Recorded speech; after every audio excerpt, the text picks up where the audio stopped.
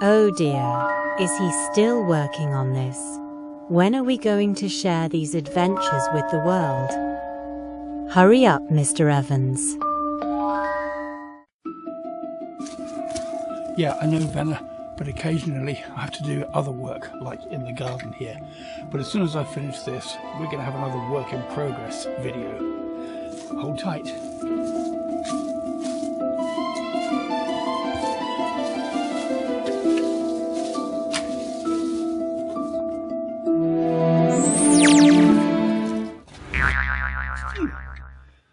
And here I am, back in the attic, which I like to call my studio. And now, let's get on with narrating another work in progress video for Venna's Planet Special Edition, Volume 3. How many fingers am I holding? 3.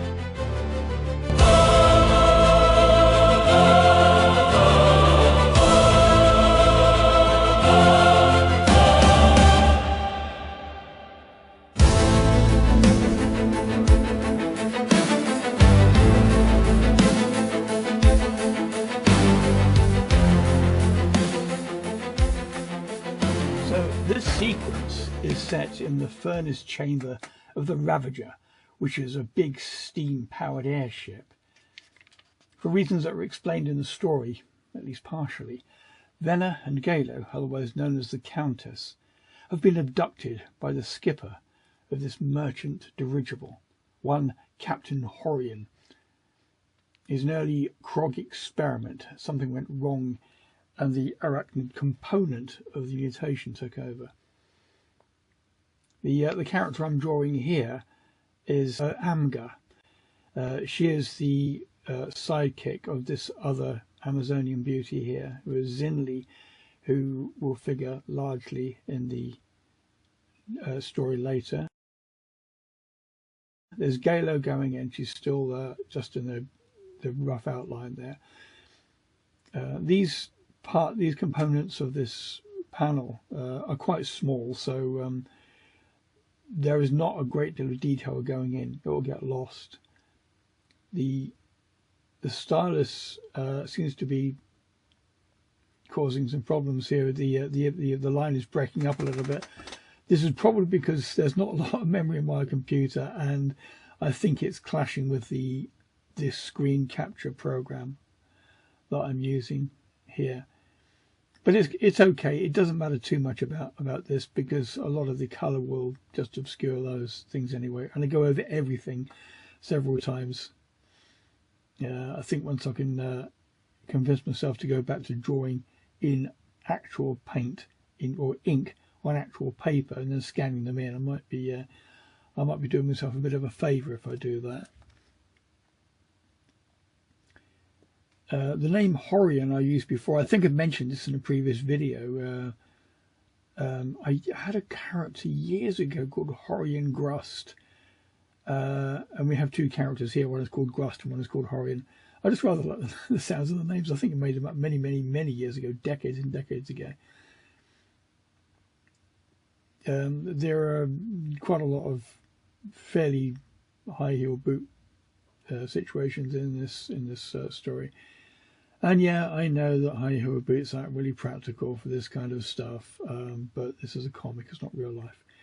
In fact, Venna in the first book, unless I altered it, does make a comment about the impracticality of the footwear.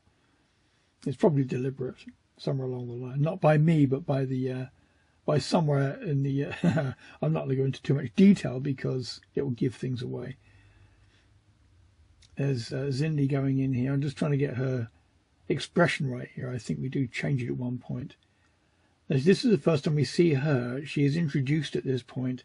In the first version of this story, which is just called Book 3, Peril in Prime City, she isn't really introduced, nor is Amga. They just turn up when they're needed, when it's time for Venna to be taken up to the and tied to the main brace, whatever it is.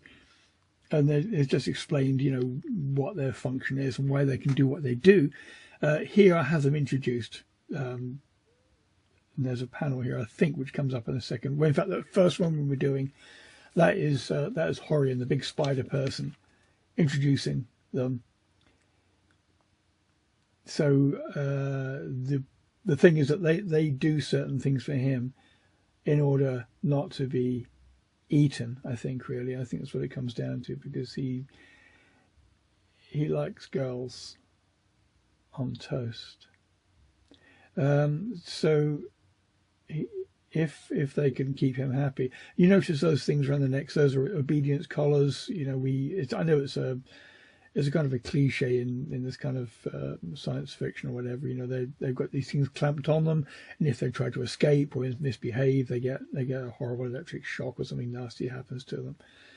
So they have them clamped to them. I think at this stage I haven't yet drawn Venna's collar on her, but that does go in. Now, if anything is going to happen to her eyes in a minute, so watch out for that. I think it happens in a second. So she's got her hand on the. They've got to shovel things into a big furnace, so they've got a spade each, and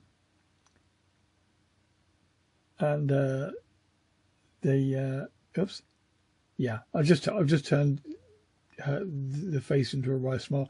What she's saying is why she's hooking her collar there is she's saying it's going to be very hot in here. You know, why don't you take something off? She hasn't got much on in the first place. Venna says, no, I'm right as I am, thank you very much. Clearly, Zinli has taken an interest in Venna the second she clapped eyes on her. We'll have to see where that goes. Also, obviously, Galo is there, and Galo is obsessed with Venna, so we'll have to see how she reacts to that. It wasn't until I'd finished this page that I had the idea that instead of her being jealous or either trying to protect Venna or trying to threaten Venna if she got up to any monkey business with this other girl, but then I realised, oh wait a minute, no, she has a plan. It'll work in her favour. There's a little electro studs going into the collar, and there's Venna's collar going on there. I'm trying to make them sort of chunky. Yes, I mean, it'll be a chaser next to me rotten, but I don't go into that sort of detail very much. You know, whenever I see these in black and white, I think, oh God, perhaps I should have done a big black and white version of this, or the original books are in black and white. And I've always liked black and white. And then I felt compelled to do them in colour and make them bigger and do all kinds of things for them. My original plan was to do a black and white version of the big colour. Now, watch the eyes here, because what I've got here is a different layer, because I thought maybe the eyes need to be different. She needs perhaps to look more startled. And at one point we almost animate her eyes. It's just as I'm checking between them to see which I think I prefer. She does this weird thing where she sort of, you know, does a sort of a narrow eye thing as she goes. But I did in fact stick with that one. That was what I wanted. Oh, except in fact there it's gone back to the wide eye one again. But what I do in fact later is move her eyes across a bit, because she isn't looking at her intensely enough. And here's the other encounter. Venna gets her hair pulled quite a lot in these stories. People cannot seem to resist getting hold of clumps of her hair and just tugging her around by it. She does not care for it at all. And this is remarked on several times. In the next panel, she actually says, when we get out of this, I'm going to cut my hair off. We hated to see her do that, because she's got such beautiful hair. But it is tempting for the people who want to control her or try to control her. Venna's quite a peace-loving sort of person, and she does not like fighting. I keep coming back to this. It's a very important thing. She can do it, but she hates doing it. The idea of you know, actually hurting somebody is really not in her nature, which is why she didn't really do very well maybe in the military functions she was expected to perform. I think sitting in a little space fighter and pressing a button and something explodes is different maybe, and they're told that the Krogs were aliens and they were eating babies and all kinds of stuff like that. And of course they weren't, but that's something you discover later on.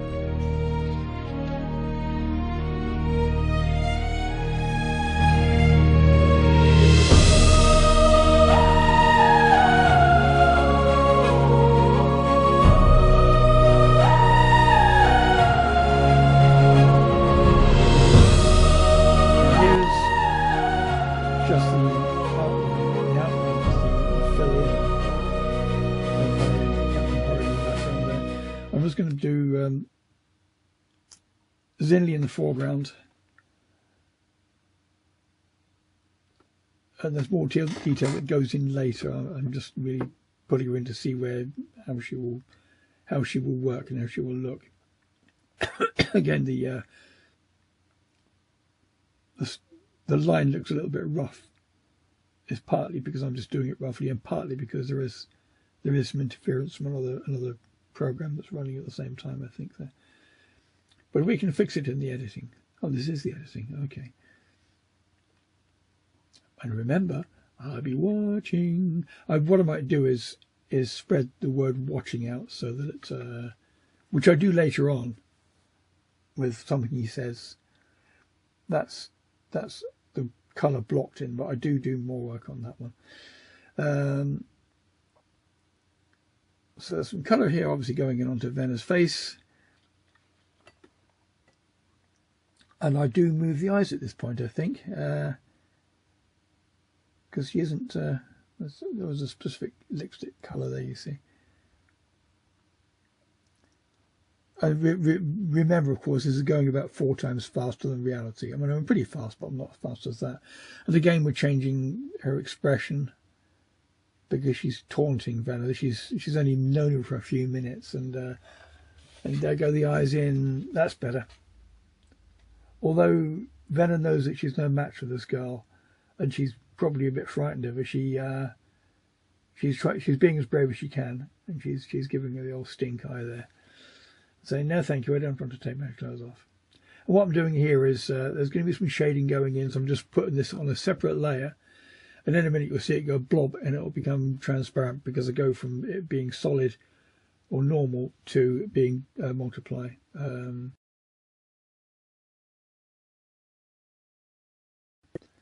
There it is. And now I can, because it's on a separate layer, I can erase the parts I don't need and soften the edges. And that works quite nicely, I think.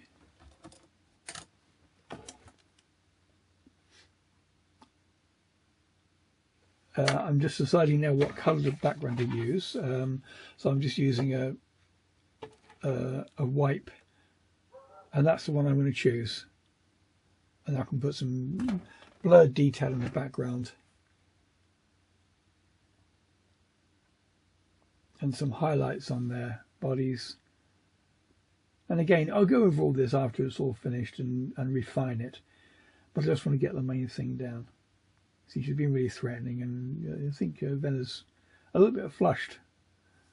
Not quite sure out of fear or out of something else. And this is how the page looks at the moment. And this is one page out of volume 3, but volumes 1 and 2 are currently available. If you look out for the ones that are marked ultra quality, they're the best ones to get, because the actual image of the paper quality is very, very good, and it really brings out the colour in the light much better. I've done some extra details in some of the panels, so please purchase these, make me happy. Read them before you read the one you're working on now, and we'll make Venna a big star.